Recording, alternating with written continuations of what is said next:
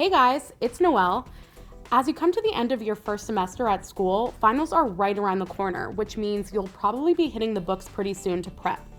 But be honest, are you one of those people that saves all your studying until the last minute and then you stay up until the wee hours of the morning, the day of your test, in order to cram all the information in? Well, chances are all that information isn't going to stick if you use that studying strategy, if you could even call that a studying strategy. So I've got a few tips and tricks on some constructive ways to study and ace your next exam. And I don't mean just making flashcards.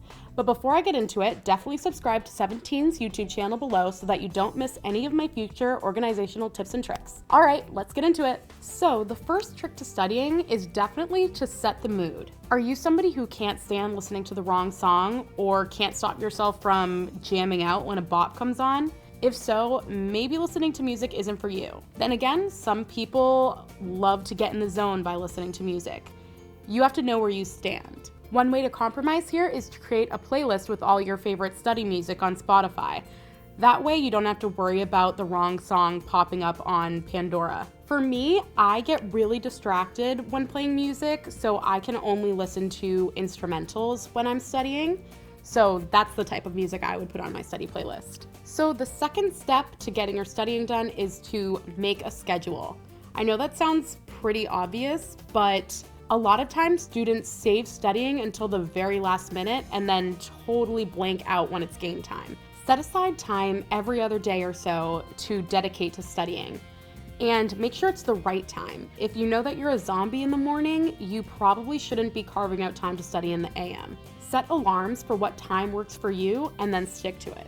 Now you have to hold yourself accountable. Just because you set an alarm for every other day to study doesn't necessarily mean that you're not going to press snooze and ignore it.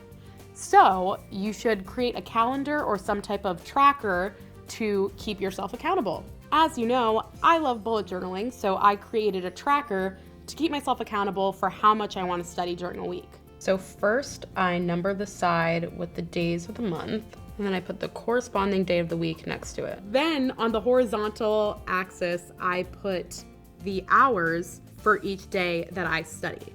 Then I put a dash divider between every 7 days of the month.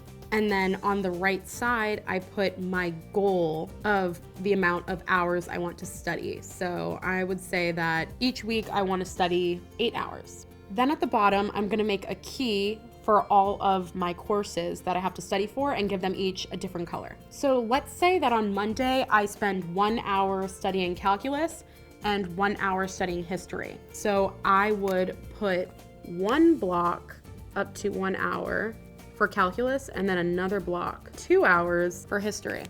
And then I'll color in those blocks with the color of the subject that I was studying for.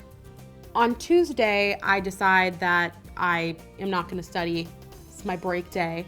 And then on Wednesday, I'm an overachiever and spend 3 hours studying chemistry because that was always my bad subject. So this week, I actually studied 8 hours. So I fill in this line that indicates that I studied 8 hours this week. And then to reward myself, I take out my little sticker book and find a really fun sticker to give myself a little present. And then hopefully by the end of the month, you actually are able to fill in 8 hours for each week. The next tip is to create running lists of important information. So like we went over in my how to take class notes video, there are great ways to kind of distinguish what information is super important, like definitions and formulas and key dates. Not only will all that information be in one place for you to study later, but it'll also make you write it down more than once and help you remember it. So if you're taking a geometry course, you should make a list of all the formulas you should remember for your test. And if you're taking an English course where you're reading a book like Harry Potter, you might want to create character profiles that you fill in as you read the book, and then you can come back to that later instead of having to sift through the entire book again for information about a certain character. The next tip is to study to your strengths. If you know that you learn better through listening, you should try reading your notes out loud to help you memorize them. And if your professor allows it, another option might be to record your lectures so that you can listen to them later on. But if you're more of a visual learner, you should try rewriting your notes using a ton of colors and cool diagrams in order for you to try to remember your notes. So if you guys remember, these notes on my bae Harry Styles are from my note-taking video, so you can go back and watch that if need be. My next tip is kind of obvious, but it's to start a group study session. Even though studying alone is super important, it's also really important to have some people to bounce off of, like having friends to quiz you and test you on your knowledge of a particular subject.